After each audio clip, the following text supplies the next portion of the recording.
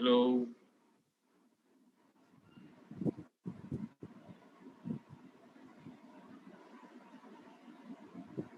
अच्छा, रिकॉर्डिंग शुरू कर दी है भाई।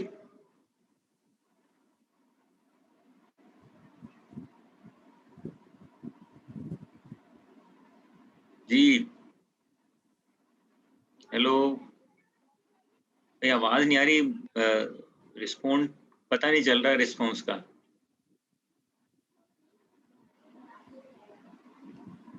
नहीं सर, अभी तक स्टार्ट हेलो। नहीं हुई।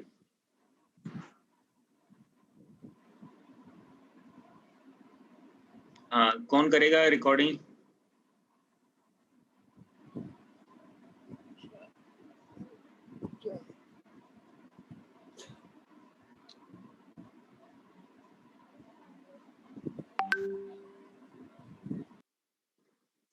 हेलो अरीशा,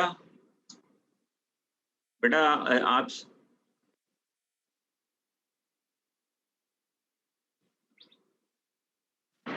यस सर, मैं पूछ सीआर रही थी कोई और रिकॉर्डिंग कर ले।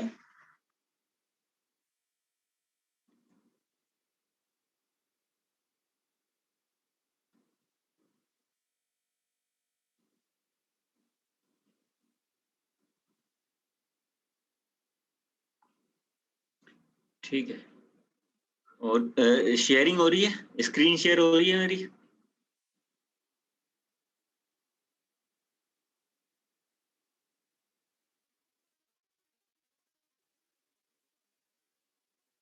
हेलो यस बेटा, सर, हो रही स्क्रीन शेयर हो रही है मेरी? हो रही है सर, हो रही है। ठीक है।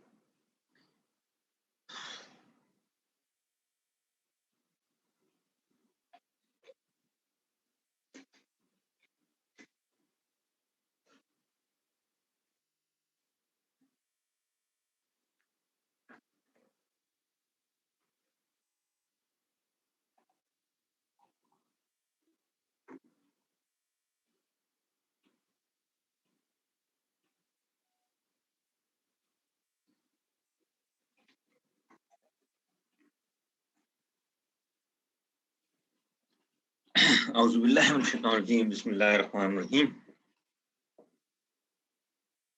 Unit number 7, programming model. अच्छा बेटा, पहले एक चीज तो ये नोट कर लें कि हम अब तक जो है वो 5 या 6 चैप्टर कर लिए हमने, ठीक है। और हमारा कोई क्विज अभी तक हुआ नहीं है। तो सबसे पहले तो हम किसी चैप्टर का क्विज जो है ना वो शेड्यूल कर लेते हैं, ताकि आप उसकी प्रिपरेशन कर लें और जब एग्जाम हो तो आपके लिए आसानी हो जाए। तो क्विज जो है वो आपके लिए आसानी से तैयारी करने का वो बन जाएगा, ठीक है ना। तो हम कर लेते हैं कि चैप्टर 1 और 2 और उन दोनों का क्विज ले लेते हैं, ठीक है। चैप्टर 1 और 2 का क्विज होगा। अगली क्लास जो हमारी होगी उसमें 1 और 2 का क्विज हम ले लेंगे, ठीक है। ठीक है बेटा, समझ आ रही है? सर ऑनलाइन होगा चैप्टर क्विज? 1 और 2 का क्विज। सर ऑनलाइन होगा ना बेटा क्विज? अगर क्लास ऑनलाइन हुई तो क्विज, अगर क्लास ऑनलाइन हुई तो क्विज भी ऑनलाइन होगा। अगर क्लास ऑनलाइन नहीं हुई, ऑन साइट हुई कैंपस में, तो फिर क्लासरूम में ले लेंगे, ठीक है। ठीक है सर। चैप्टर 1 2, ठीक। Now chapter unit number 7, programming model. Programming के लिए जैसे हमने बात की थी, कंप्यूटर आर्किटेक्चर की डेफिनेशन हमने की थी और कंप्यूटर ऑर्गेनाइजेशन की डेफिनेशन की थी। इस चैप्टर को शुरू करने से पहले इन दोनों डेफिनेशनों को दोबारा से एक एक गो थ्रू करते हैं, रिकैप करते हैं। नंबर 1, पहली चीज क्या थी? कंप्यूटर आर्किटेक्चर किसे कहते हैं? Those attributes which are visible to the programmer is called computer architecture। यानी कि वो एट्रीब्यूट्स जो प्रोग्रामर के लिए विजिबल हों वो कंप्यूटर आर्किटेक्चर कहलाता है। और those attributes which are not visible to the programmer, यानी कि वो एट्रीब्यूट जो प्रोग्रामर के लिए जरूरी नहीं है। नाउ अब आते हैं प्रोग्रामिंग मॉडल की तरफ। प्रोग्रामिंग मॉडल क्या है कि हमें अगर प्रोग्राम लिखना है हार्डवेयर का, तो हार्डवेयर के लिए हमें हार्डवेयर की डिटेल नॉलेज चाहिए, यानी कि एट्रीब्यूट्स रिक्वायर्ड हैं फॉर प्रोग्रामिंग के लिए। ठीक है ना। कौन सी प्रोग्रामिंग? जो सिस्टम लेवल की प्रोग्रामिंग है। इसका मतलब है कि हम उन हार्डवेयर का जानना जरूरी है। अब हम स्पेसिफिक एग्जाम्पल के जरिए से इन चीजों को देखना शुरू करेंगे। ठीक है।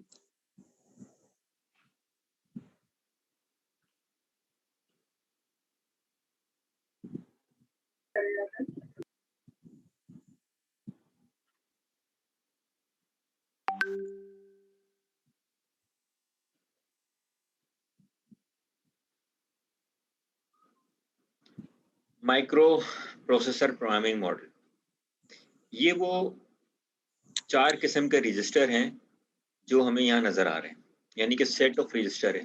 प्रोग्रामर के लिए या प्रोग्रामिंग मॉडल को जानने के लिए उन मेमोरी का जानना जरूरी है जो इस्तेमाल होंगी, यानी कि प्रोसेसर के अंदर जो मेमोरी है उसको समझना जरूरी है, ताकि उसमें से कौन सी मेमोरी में कौन सी इंफॉर्मेशन होगी या कौन से ग्रुप और रजिस्टर से कौन से काम करेंगे। ठीक है। यहाँ देखें, तो प्रोग्रामिंग मॉडल का मतलब है कि software summarise all the information needed for programming the microprocessor. ये जो हम बात कर रहे हैं ये सारा आर्किटेक्चर है 8088 का। ठीक है ना। यानी कि 8088 में जो प्रोग्रामिंग कॉन्सेप्ट था वो क्या था? ये 4 रजिस्टर हमारे पास डेटा रजिस्टर कहलाते हैं, या जिनको हम कहते हैं जनरल पर्पस रजिस्टर। ठीक है। ये जनरल पर्पस रजिस्टर जो हमारे लेफ्ट साइड पर हैं, AX, PX, CX, DX। इसका मतलब है AX का मतलब है कि एक्यूमुलेटर हाई, ये एक्यूमुलेटर है। B से बेस है, C से काउंट है, D से डेटा है, H से हाई है और ये लो है, यानी कि एक्यूमुलेटर लो, एक्यूमुलेटर हाई, दोनों को मिलाएंगे तो AX बन जाएगा। AX का मतलब है कि एक्यूमुलेटर रजिस्टर है। AL का मतलब है कि 0 से लेकर 7 बिट, यानी कि लो लेवल साइड पर है। ठीक है। और हायर साइड पे जो 8 बिट से लेकर 15 बिट, यानी कि टोटल 16 बिट का ये एक रजिस्टर है। तो 16 बिट के इस रजिस्टर में कौन सी इंफॉर्मेशन स्टोर होगी? डेटा स्टोर करने के लिए होता है। ठीक है ना, डेटा रजिस्टर। डिफॉल्ट वैल्यू इनकी सबकी मुख्तलिफ है। क्या मुख्तलिफ है? कि अगर रिजल्ट किसी इंस्ट्रक्शन का रिजल्ट, यानी कि 2 + 4, तो रिजल्ट इज 6। तो जो 6 है आंसर, ये कहाँ पर स्टोर होगा मेमोरी में? प्रोसेसर की इंटरनल मेमोरी में कहाँ होगा? कौन सा रजिस्टर होगा जो इसको अपने पास स्टोर करेगा? किसकी कौन ऑन करेगा? किसकी रिस्पॉन्सिबिलिटी होगी? तो answer is accumulator register. Accumulator register जो है वो क्या करेगा? आंसर को स्टोर कर लेगा। ठीक, बाय डिफॉल्ट वैल्यू। अगर कुछ नहीं बता रहे तो ये काम करेगा। अगर हमने कुछ बता दिया उसको कि नहीं आपने रिजल्ट स्टोर नहीं करना, बल्कि ये कीबोर्ड से वैल्यू इनपुट आएगी वेरिएबल में, इसको आपने अपने पास स्टोर कर लेना है, तो ये वो काम कर लेगा। क्योंकि यूजर की सवाबदीद के ऊपर है, यूजर के यूटिलाइजेशन करने पर है। तो अगर यूजर इसको इनपुट वैल्यू नहीं दे रहा है तो आउटपुट वैल्यू खुद ब खुद स्टोर कर लेगा। ये पहली चीज। दूसरा, BX रजिस्टर, ये हम पहले भी शायद कर चुके हैं, लेकिन एक थोड़ा सा डिटेल में अब आया है तो अब डिटेल में कर लेते हैं। BL यानी कि बेस रजिस्टर है। ये मेमोरी की स्टार्टिंग एड्रेस बताएगा कि स्टार्टिंग एड्रेस मेमोरी का कौन सी मेमोरी का बताएगा?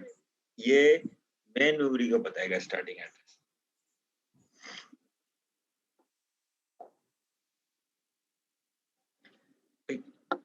ये रिकॉर्डिंग कर सकते नहीं कर सकते? रिकॉर्डिंग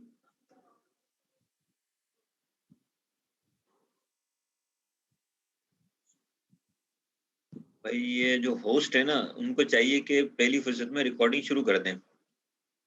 होस्ट कौन है इसमें? होस्ट तो मेरे ख्याल है ये कौन है? होस्ट तो अरीशा है। अरीशा बेटा, ये आप जो ना वो शेयरिंग कर सकती हैं। शेयरिंग वो कर लें, इसको रिकॉर्डिंग कर लें आप। ठीक है। अच्छा, बेस रजिस्टर के बाद आता है जनाब काउंट रजिस्टर। काउंट रजिस्टर के अंदर जो वैल्यू आती है वो आती है जो इंस्ट्रक्शन मल्टीपल टाइम रिपीट होंगी ना, उनकी वैल्यू यहाँ पर आ जाएगी। ठीक है। जैसे एक इंस्ट्रक्शन है, अब वर्ड पाकिस्तान 10 टाइम प्रिंट हो, तो वो वर्ड जो पाकिस्तान है वो 10 टाइम जो प्रिंट होगा, 10 वैल्यू जो है ना वो यहाँ पर आएगी। डेटा रजिस्टर में डेटा स्टोर हो जाएगा। उसके बाद आते हैं ये सेगमेंट इस तरह है, code segment, data segment, stack segment, extra segment. ये मेन मेमोरी की वो इंफॉर्मेशन जो वहां पर होगी कोड सेगमेंट की, वो यहाँ पर स्टोर करता रहेगा 16 बिट में उसकी लोकेशन को, एड्रेस, क्योंकि कोड सेगमेंट एक से ज्यादा होंगे मेन मेमोरी में, डेटा सेगमेंट एक से ज्यादा होंगे, स्टैक। तो यहाँ पर कौन से डेटा रखा हुआ है, कोड सेगमेंट कौन सा वाला है, तो करंट कोड सेगमेंट कौन सा है, उसकी वैल्यू को यहाँ रखेगा, एड्रेस को यहाँ रखेगा। फिर आ जाए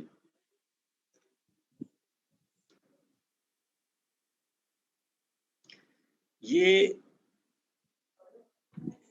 4 रजिस्टर ऐसे हैं, एसपी और बीपी, एसआई और डीआई। क्या करते हैं, पॉइंटर रजिस्टर कहलाते हैं और इंडेक्स रजिस्टर कहलाते हैं। एसपी का मतलब है स्टैक पॉइंटर, इसका दूसरा नाम है टॉप ऑफ स्टैक, टॉस कहलाता है, TOS, टॉप ऑफ स्टैक कहलाता है।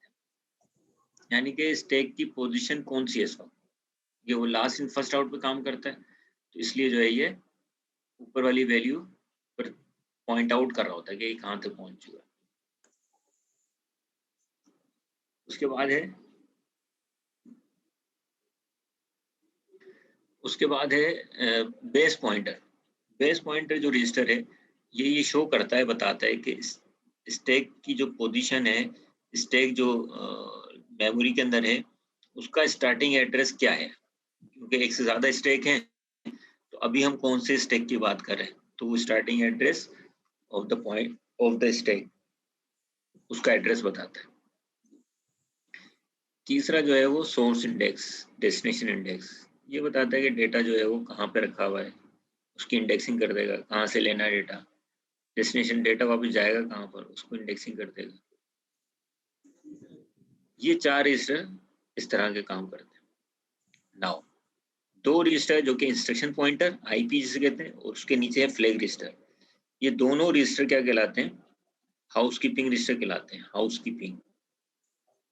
हाउसकीपिंग इसलिए कहलाते हैं, इंस्ट्रक्शन पॉइंटर जो है वो बिफोर एग्जीक्यूशन ये आईपी रजिस्टर हर प्रोग्राम में इस्तेमाल होगा, और आफ्टर एग्जीक्यूशन ये फ्लैग रजिस्टर इस्तेमाल होगा। इसका मतलब ये कि किसी प्रोग्राम में हो सकता है स्टैक पॉइंटर और बेस पॉइंटर इस्तेमाल ना हो, लेकिन जरूरी है कि हर प्रोग्राम के अंदर इंस्ट्रक्शन पॉइंटर और फ्लैग रजिस्टर इस्तेमाल हो। तो इंस्ट्रक्शन पॉइंटर का काम ये कि इंस्ट्रक्शन किस मेमोरी के एड्रेस लोकेशंस पर रखी हुई है, उन लोकेशंस को 1 बाय 1 करके लोड करेगा, फेच करेगा और एग्जीक्यूशन के लिए भेज देगा। नाउ फ्लैग रजिस्टर जो है ये टोटल 16 बिट का फ्लैग है, जिसमें से 9 फ्लैग जो है वो अब तक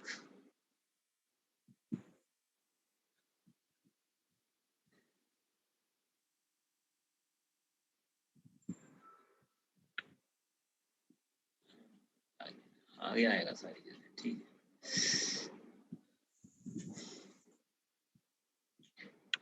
ये 16 बिट के रजिस्टर की अभी तक बात की थी हमने कि एक रजिस्टर होता है जिसमें एक AH होता है, एक लो होता है, एक हाई होता है, और इसमें काम ये करना होता है कि 32 बिट का आर्किटेक्चर जब होते हैं, यानी कि 80386, अगर 386 को देखें तो हमारे पास जो इंफॉर्मेशन आती है वो क्या आती है, वो ये आती है कि ये जो ग्रीन शेड में नजर आ रहा है बाकी के 16 बिट है, और उसका नया नाम क्या है, EAX, यानी कि एक्सटेंडेड AX कहलाता है।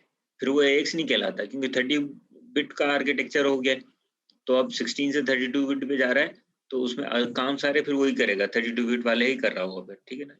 IP इंस्ट्रक्शन पॉइंटर है, जबकि EIP कहलाता है, E फ्लैग कहलाता है, ठीक है ना। उनकी वैल्यू वही रहती है, data segment, code segment, extra segment, लेकिन एक कोड फ्लैग नया नजर आ रहा है जिसे कहते हैं फंक्शनल फ्लैग कहलाता है, F कहलाता है। लेकिन ये ग्रीन शो कर रहा है कि ये सिर्फ 80386 के आर्किटेक्चर में इस्तेमाल होता है। register in 8088, 8086 and 286 may be grouped into 4 sets. General purpose AX, BX, CDX, pointer index register SP, BP, SI, DI और IP, और फ्लैग रजिस्टर जो है वो फ्लैग होता है, सेगमेंट रजिस्टर जो है कोड सेगमेंट डेटा एक्स्ट्रा है और EX। लेकिन जैसे ही हम बात करते हैं 386 की, 486 की और पेंटियम की, तो वहां पर ये आर्किटेक्चर पूरा का पूरा किस पर बेस कर रहा है? 32 बिट के ऊपर। तो उसमें से 16 बिट के अंदर ऐड कर दिया है, एक्सटेंड कर दिया है, तो वो 32 बिट का बन गया।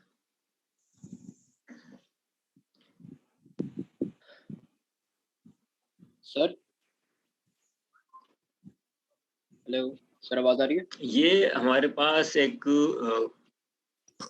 जी सर, ये आपने फ्लैग का फंक्शन क्या बताया था हाउसकीपिंग कुछ कह रहे रजिस्टर्स में? हैं?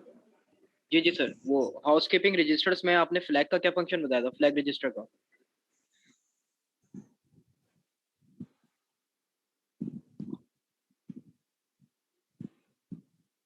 हाँ, आफ्टर एग्जीक्यूशन वो हर इंस्ट्रक्शन के स्टेटस को मेंटेन करता है। मिसाल के तौर पे इंस्ट्रक्शन एग्जीक्यूट इसमें कहीं माइनस में तो रिजल्ट नहीं आ गया, नेगेटिव रिजल्ट आया, तो बताएगा कि नेगेटिव रिजल्ट आया, कहीं आंसर 0 तो नहीं आ गया है, कहीं कैरी तो जनरेट नहीं हो गई है। तो ये स्टेटस है उस इंस्ट्रक्शन के एग्जीक्यूशन के बाद क्या हुआ, उसको मेंटेन करता है। आगे आ रहा है तफसील, मैं बताता हूँ एक एक करके, लेकिन अभी सिर्फ क्योंकि उसका इंट्रो था, ये फ्लैग्स हैं, तो हो सकता है इसके बाद वाली स्लाइड में फ्लैग रजिस्टर की ही डिटेल आए।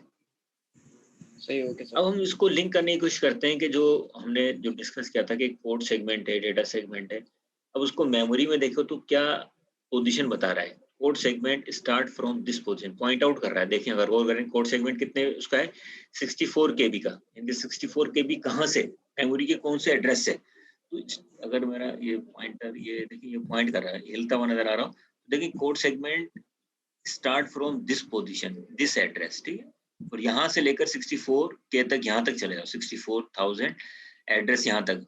तो उस ये पॉइंटर है, CS में वो वैल्यू होगी जो स्टार्टिंग पोजीशन में आएगी। इस तरह data segment start from this point, यानी कि स्टार्टिंग यहाँ से होगी डेटा सेगमेंट की, और ये पूरा 64 के तक जाएगा। Stack segment start from this points, और ये 64 के तक जाएगा।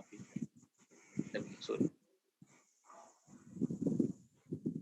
इस तरह से एक्स्ट्रा सेगमेंट स्टार्ट फ्रॉम, ये शो कर रहा है कि स्टार्टिंग एड्रेस किसका कहाँ से। तो ये माइक्रो प्रोसेसर यूनिट में IP segment register, data register या जनरल पर्पस रजिस्टर कहलाते हैं।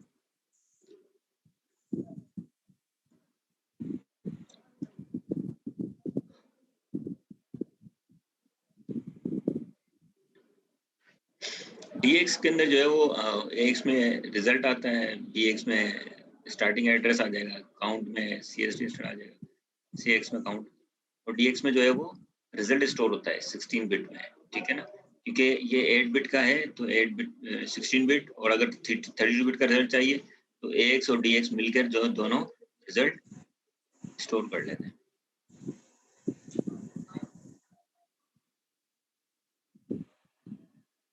ये बात मैं कर चुका हूँ अभी कि SP में क्या होता है और बेस पॉइंटर में क्या होता है। स्टार्टिंग एड्रेस बताता है, टॉप ऑफ स्टैक बताता है, इंडेक्स में इंडेक्सिंग करके बताता है। Usually stores the indirect destination,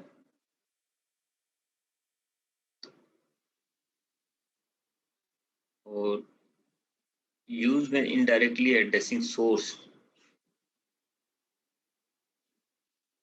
ये है वो फ्लैग रजिस्टर, ठीक है। ये 16 बिट का फ्लैग रजिस्टर है, और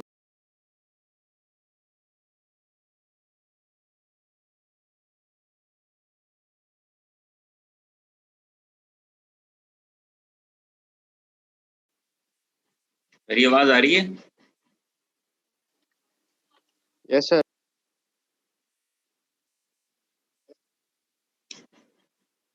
स्क्रीन शेयर हो रही है? ये सर हो रही है।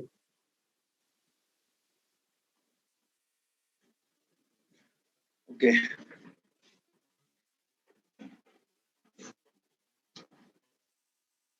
फ्लैग रजिस्टर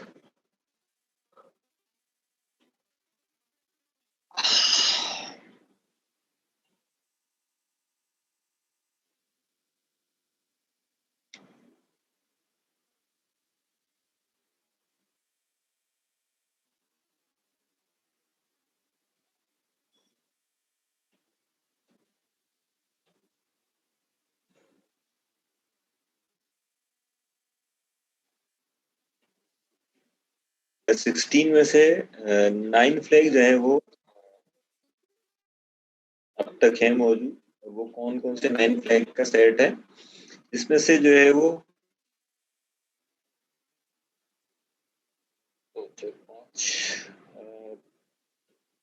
3 फ्लैग जो है वो कंडीशनल कहलाते हैं और बाकी जो 6 हैं वो स्टेटस फ्लैग कहलाते हैं।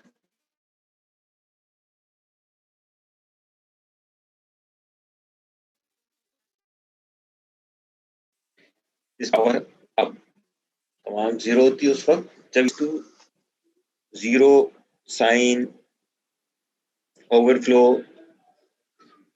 और पैरिटी है, कैरी फ्लैग है, ये सारी कंडीशनल इंस्ट्रक्शन पे काम करती है। तो कंडीशनल इंस्ट्रक्शन जो है वो 0 से 1 हो तो ये काम कर देती है।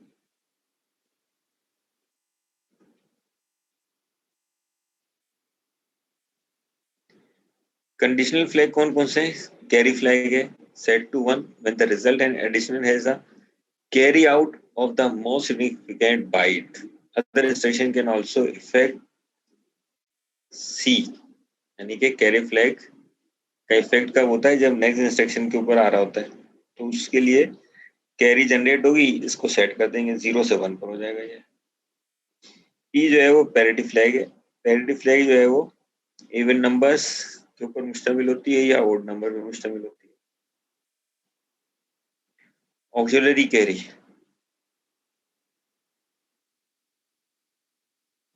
ये बीसीडी फॉर्मेट के लिए भी इस्तेमाल होती है, बाइनरी कोडेड डेसिमल कहलाता है। वो 4 बिट के ऊपर होता था। ये चूंकि पूरा आर्किटेक्चर 16 बिट के ऊपर है, तो हर 4 बिट के ऊपर जो है वो पुराने प्रोग्रामिंग कैसे करेंगे, पूरे प्रोग्रामिंग को सपोर्ट करने के लिए, बीसीडी फॉर्मेट को सपोर्ट करने के लिए वहां पर अगर कैरी जनरेट होगी तो ये ऑक्सिलरी कैरी फ्लैग उसका काम।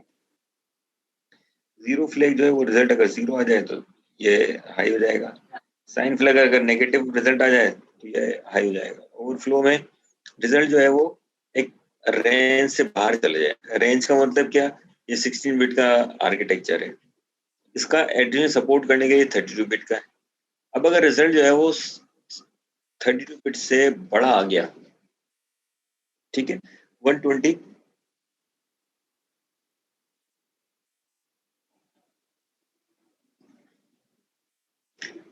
बिट का आ गया, तो उसको कैसे स्टोर करेगा? इसकी कैपेबिलिटी मैक्सिमम जो है वो 32 बिट की है, तो 64 बिट को भी नहीं स्टोर कर सकता ये। तो इसका मतलब है कि उस वक्त क्या करेगा, ये ओवरफ्लो बताएगा। तो ओवरफ्लो हो गया, आप करेगा 3 बिट जो है या 3 जो इंफॉर्मेशन है हमारे पास फ्लैग, वो DIT है। DIT का मतलब है डायरेक्शन फ्लैग, I से इंटर फ्लैग, T से tray flag.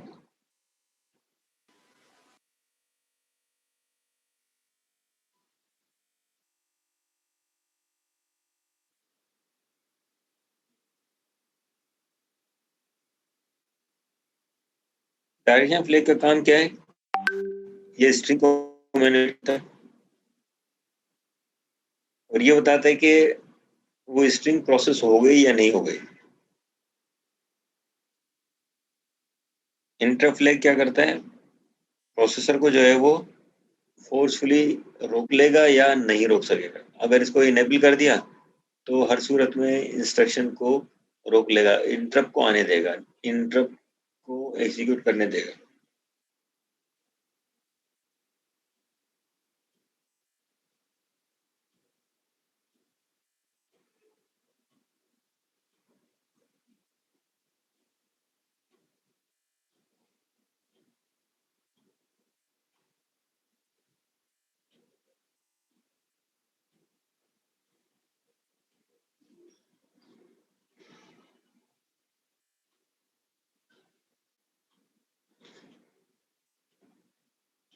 Example of effect and addition on the flag register. लेकिन हर 4 बिट के बाद एक कैरी जनरेट हो रही है, हर 4 बिट के बाद।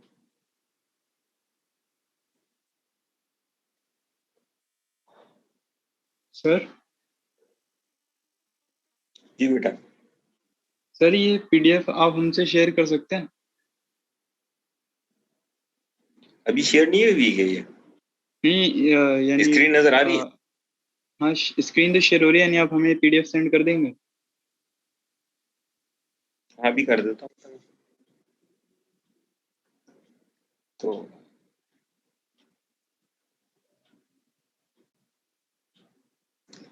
now come to the segment history.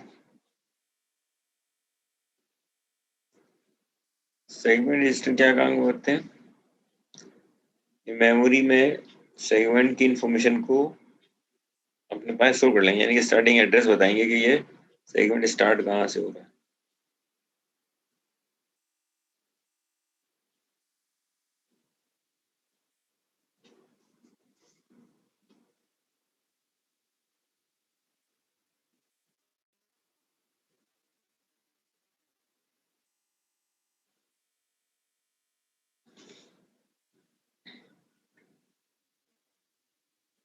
ये सेगमेंट रजिस्टर भी जो है ना वो 4 किस्म के होते हैं: code segment, data segment, extra segment, stack segment.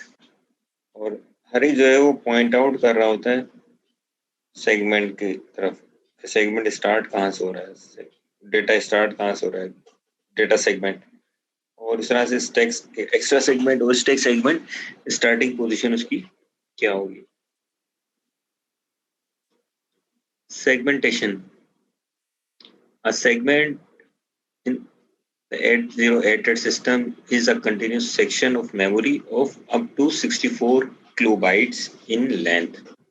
Segment उसको कहते हैं कि जो 64 KB का है, तो पूरी मेमोरी में एक होता है और 64 KB का, और ऐसे मल्टीपल्स बनते चले जाते हैं और हर एक के मुख्तलिफ नाम है, जैसे अभी हमने इससे पहले पढ़ा।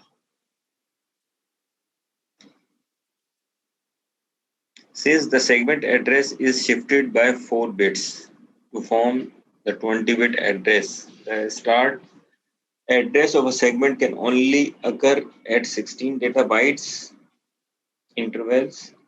Addresses at every 16 data bytes interval are valid for sharing for starting segments. यानी कि 64 बाइट्स को एक्सेस करने के लिए हमारे पास नंबर ऑफ बिट्स है, उसमें एड्रेस आता है वो 16 बिट का आता है, ठीक है। लेकिन इसमें 4 बिट 4 लाइंस का इजाफा करने से क्या होगा, 20 लाइंस का बन जाएगा एड्रेस। अब 20 लाइंस का बनेगा एड्रेस, 20 बिट का एड्रेस बनेगा, तो 20 बिट का मतलब है 2 की पावर 20। अब मेमोरी की एक्सेसिबिलिटी भी बढ़ जाएगी, ठीक। इस तरह से ये ज्यादा से ज्यादा उसको होगा। उसकी शिफ्टिंग करने का तरीकेकार क्या होगा, यानी कि 16 बिट को शिफ्ट करके 20 बिट का एड्रेस बना रहे हैं। आओ वाई तो बता दिया मैंने कि क्यों करते हैं, ताकि नंबर ऑफ हमें फिजिकल एड्रेस ज्यादा मिल जाए। देखिए हमारे पास सेगमेंट का रजिस्टर था, सेगमेंट रजिस्टर में इंफॉर्मेशन थी 16 बिट की। हमने क्या किया, उसको 4 बिट शिफ्ट किया आगे, और ऑफसेट एड्रेस 16 बिट का ही है क्योंकि वो सारा आर्किटेक्चर 16 बिट का है। तो अब उसके बाद ऐड कर लिया हमने। जब ऐड कर लेंगे तो नीचे जो एंड रिजल्ट आएगा हमारे पास वो 20 बिट का आ जाएगा। इसका मतलब फिजिकल एड्रेस हमारा 20 बिट का होगा। एडवांटेज क्या है इसका, देयर आर 2। इस तरह करने से क्या फायदा होगा कि सेगमेंट और ऑफसेट मेथड को ऐड कर लिया हमने।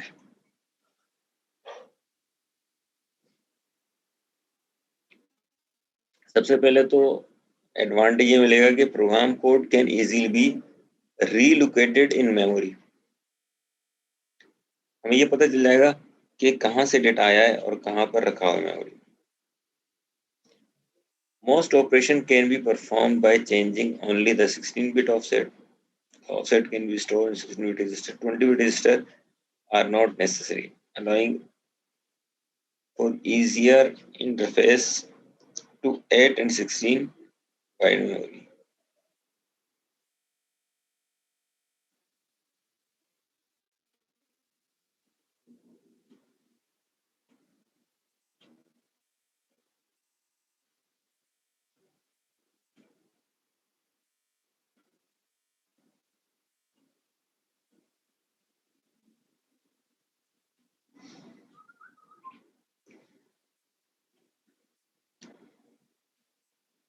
रूल्स क्या है, किस तरह से ये कौन कौन से रजिस्टर और ऑफसेट एड्रेस ऐड होंगे और कौन से नहीं हो सकते। जैसे आईपी और सीएस कोड सेगमेंट ये नहीं मिल सकते, एसपी और स्टैक सेगमेंट वो भी नहीं मिल सकते। हाँ, कौन से मिलेंगे, बीपी और code segment, sorry stack segment, base pointer और स्टैक सेगमेंट ये दोनों एड अप हो सकते हैं। और एक्सेस क्या करेंगे, डीएस, ईएस और एसएस सीएस को एक्सेस कर लेंगे। इस तरह से एसआई डीआई जब हम स्ट्रिंग के लिए इस्तेमाल नहीं कर रहे हैं तो उस वक्त ये और प्लस डीएस ये मिल जाएंगे। डीआई और ईएस ये नहीं मिल सकते, ये कंबाइन नहीं हो सकते। यहाँ पर जो है वो एग्जाम्पल दी हुई है नीचे। ऊपर देखिए, अगर फिजिकल एड्रेस वो है 20 बिट का, ये 20 बिट के एड्रेस है, ये 20 बिट का एड्रेस है, ठीक है। ये टॉप ऑफ सेगमेंट है, स्टार्टिंग एड्रेस यहाँ से, ठीक है। और जो डेटा स्टोर हो रहा है वो ये है, और ये टॉप है, ये स्टार्टिंग पोजीशन बता रहा है, यहाँ से डेटा फिल होता हुआ ऊपर तक जाएगा। ये तो है इसकी। अब एक्सेस कैसे करेगा, ये हमारे पास एड्रेस है, लॉजिकल एड्रेस है जो कि 16 बिट का है, लेकिन जीरो इसके अंदर क्या कर रहे हैं हम, ऐड अप कर रहे हैं। इसको कहते हैं हार्ड वाइड जीरो। हर मर्तबा बाय डिफॉल्ट ये 4 बिट जो है वो जीरो होंगे। कह लेंगे जीरो की टॉपिंग कर दी, टॉपिंग 1 की टॉपिंग होती है या जीरो की टॉपिंग कर दे। तो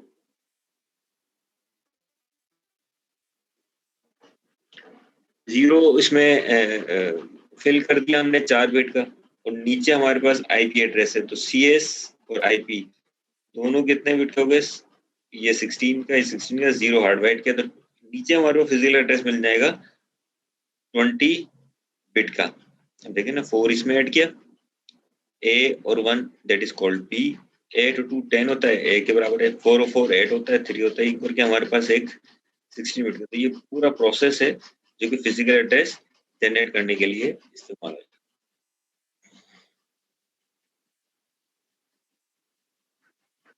ये कोड एड्रेस की पोजीशन बता रहा है, ये अब स्टैक के साथ ले लिया कि एसएसओ और एसपी हो, दोनों के साथ अगर हो तो क्या करेगा, ऐड करके हमें नया रिजल्ट फाइंड आउट कर देगा। ये हमारे पास बता रहा है दूसरा, एक और तीसरी एग्जांपल है डीएस और डेटा सेगमेंट और ईए, ठीक है, एक्स्ट्रा सेगमेंट की। तो उन दोनों को मिलाएंगे तो क्या बनेगा, हमारे पास फिजिकल एड्रेस बन जाएगा। यहाँ पर देखें तो ये हमारे मेमोरी की वो पोजीशन आ गई है, 1 मेगाबाइट की मेमोरी है, और उसके अंदर डिफरेंट सेगमेंट्स बने हुए 64 के ईच, और ये एक्स्ट्रा है, ये स्टैक सेगमेंट है, कोड सेगमेंट है, ये डेटा सेगमेंट है। तो इन सब की जो है वो मुख्तलिफ पोजीशन बता रहा है।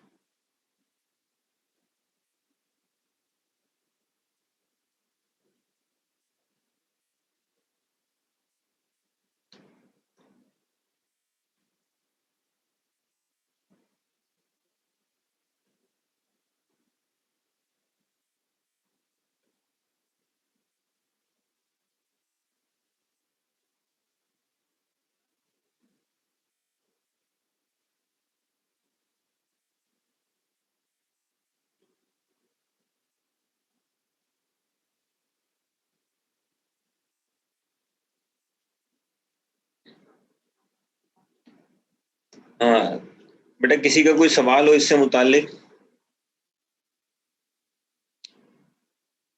हेलो,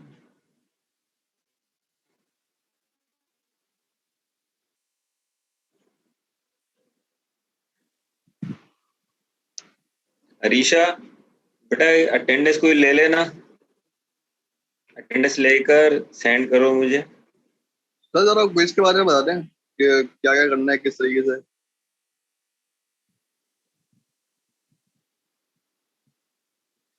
क्विज बेटा चैप्टर 1 और 2 का जो है ना, वो आपने जो मैंने स्लाइड शेयर की हुई है उनको, और जो बुक भी मैंने शेयर की थी, बुक की है मैंने शेयर, सॉफ्ट कॉपी शेयर की है। नहीं सर, मेरे का तो नहीं करी।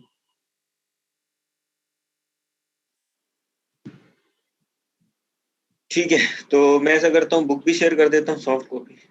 ठीक है, तो उनको रीड आउट कर लें और थ्योरेटिकल होगा वो सारा का सारा, सर वैसे डेफिनेशंस होंगी और डायग्राम होगा।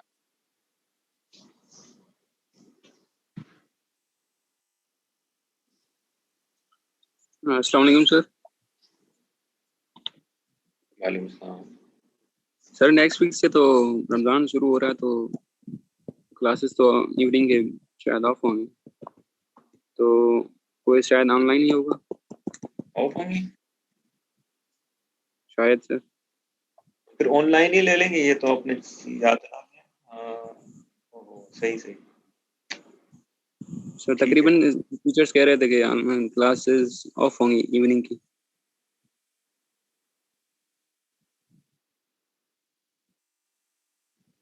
ठीक है बेटा, अगर देख लेते हैं, अगर ऑफ होंगी तो फिर हम वो कर लेंगे, अगर ऑनलाइन होंगी तो फिर ऑनलाइन ले लेंगे क्लासें, है ना। तो टाइम रख लेंगे, ठीक है उस टाइम में हम डिसाइड कर लेंगे। तो देखते हैं जो भी पॉलिसी आएगी बेटा उसके हिसाब से, लेकिन तैयारी तो करनी है। अगर ये भी अच्छा, चलो आपने याद दिला दिया, हाँ, कि आपने ये जितने चैप्टर्स में करा रहा हूँ उनको आपने रीड आउट कर लेना है। अगर ठीक है सर। छुट्टियां हो जाती हैं, ऑफ हो जाती है, तो आपने रीड आउट कर लेना। उसको ऐसा नहीं कि सरप्राइज हो जब अब यूनिवर्सिटी खुले या क्लासेस शुरू हो, तो फिर आपके लिए सरप्राइज हो, फिर उस वक्त सरप्राइज नहीं होना चाहिए आपको कि जी हमें तो पता ही नहीं था। भाई हर चैप्टर का क्विज होना है, जब हम चैप्टर का क्विज होना है तो क्विज की तैयारी करके रख लें, और ठीक है सर। क्विज हो जाएगा, अनाउंस करते रहेंगे और क्विज लेते रहेंगे, ठीक है ना। ठीक है ऐसी सर। इसी तरह से असाइनमेंट होगा। असाइनमेंट कोशिश करूंगा कि असाइनमेंट को मैं आपको दे दूं ताकि छुट्टियों में आप असाइनमेंट कर लें, ठीक है। ठीक है सर। सर मैं ये पूछ रहा हूँ कि जो आप पढ़ा रहे हैं ना उसमें कुछ चीजें समझ आ रही हैं और कुछ समझ बिल्कुल नहीं आ रही, तो सर उन क्या करें, ये मुझे बता देना जरा आप उसका। जी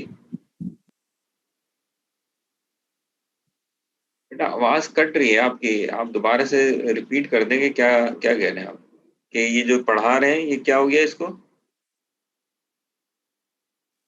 सर आप जो जितने भी आपने चीजें भी जितने भी हमें चैप्टर्स पढ़ाए हैं ना आपने, तो उस उसमें सर जी हाँ, जी हाँ। कुछ चीजें तो हमें समझ आ गई, मतलब आ गई समझ, लेकिन सर कुछ चीजें हैं जो बिल्कुल ही मतलब समझे आप नहीं समझ आए ना बिल्कुल भी, तो क्या करें भाई, बुक से पढ़ लें जो आपने स्लाइड दी है उसी को देख लें।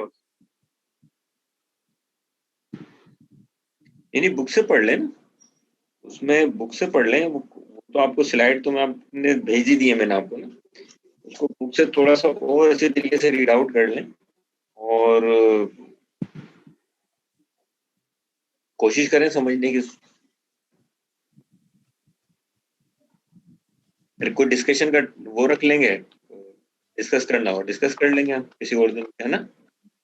आप लोग पढ़कर आ जाइएगा, सवाल नोट कर लीजिएगा कि इस चैप्टर में ये बात समझ में नहीं आई है, क्लास में हो गई है, ऑनलाइन हो गई है, लेकिन उसके बावजूद हमें ये बात समझ नहीं आ रही है, तो ये थोड़ा सा डिस्कस कर लें, तो मैं फिर उसको डिस्कस कर लेंगे। क्या ख्याल है। सर ये अभी अभी आपने असाइनमेंट और क्विज का कहा, तो फाइनल पेपर पे कितने मार्क्स का होगा? बेटा जब मैं क्विज और असाइनमेंट दूंगा तो उसमें मेंशन कर दूंगा कितने मार्क्स का क्विज हो रहा है और कितने मार्क्स का सेशन हो रहा है असाइनमेंट, ठीक है ना। सही।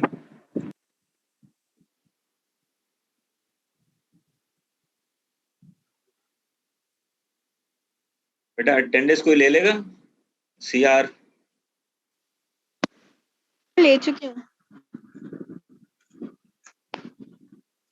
ठीक, ठीक है बेटा, कोई सवाल नहीं है तो फिर हम क्लास को एंड कर लें। ठीक है सर। ठीक है सर, कर लें। अल्लाह हाफिज। अल्लाह हाफिज। अल्लाह हाफिज।